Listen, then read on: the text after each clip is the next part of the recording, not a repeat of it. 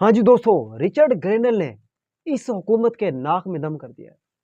یہ سوچ رہے ہوں گے یار یہ شخص کدھر سے آ گیا، کدھر سے آ گیا یہ شخص جس نے ہمارا جینا حرام کر دیا ہے، ہمارے جو کرائے پہ پانی پھیر دیا ہے۔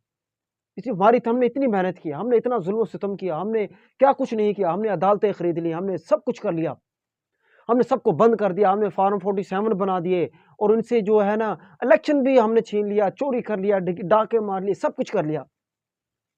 ہم نے تو سب کچھ ختم کر دیا تھا، ہم تو ان کو قبر میں لٹا کے سو گئے تھے، لیکن یہ شخص کدھر سے آ گیا؟ یہ شخص کون ہے؟ رچرڈ گرینل۔ وہ تو ان کو ایسے ہتھوڑے مار رہا ہے نا، سر میں ایسے ہتھوڑے مار رہا ہے تھوڑے روز ڈیلی، ایک صبح ایک شام، ایک صبح ایک شام، مزیدار قسم کے۔ یہ بیچارے رات کو سوتے ہیں کہ اب دوبارہ وہ ٹویٹ نہیں کرے گا، اب دوبارہ کچھ نہیں کہے گا، ایسی کوئی بات نہیں کرے گا، لیکن جب صبح اٹھتے ہیں پھر دیکھتے ہیں پھر ایک نیا ہنگامہ کھڑا ہو جاتا ہے۔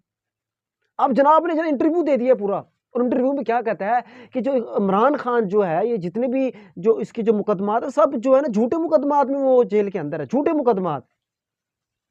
اب ہو سکتا ہے ہماری حکومت کہے کہ بھئی ہم نے تو ان کو اس کیس میں بند کیا ہوا ہے کہ وہ چور ہے اور فلاں ہے، یہ ہے وہ ہے فلاں ہے، یہ فلاں فلاں فلاں، اور ہم کہیں گے جی عدالتیں ہیں تو وہ خود عدالتیں خود ان کو رہا کریں گی۔ لیکن انہوں نے پہلے ہی کہہ دیا، رچرڈ گرینل نے پہلے ہی کہہ دیا ہے کہ بھائی آپ نے ان کو جھوٹے مقدمات میں بند کیا ہوا ہے، بات ختم۔ اب اس کے اوپر کیا دلیل ہوگی؟ آپ کا مقدمہ ہی جھوٹا ہے، وہ باہر نکلے یا نہ نکلے اس پہ تو کوئی مسئلہ نہیں ہے نا۔ تو جب وہ بات ہی ختم کر دی کہ جب مقدمہ ہی جھوٹا ہے، یہ دیکھیں نا آپ۔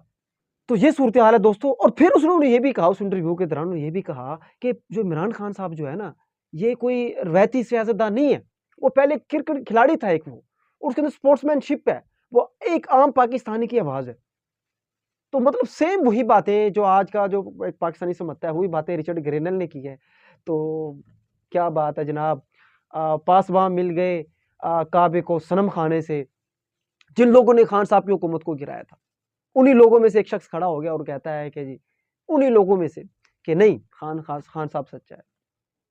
تو دوستو یہ ہے، اور یاد ہے دوستو یہ کوئی عام شخص نہیں ہے، یہ کوئی عام شخص نہیں ہے، یہ وہ شخص ہے پوری دنیا میں جتنے بھی بڑے بڑے پھڈے ہیں، یوں سمجھ لے کہ یہ ان کا سربراہ یہی ہے۔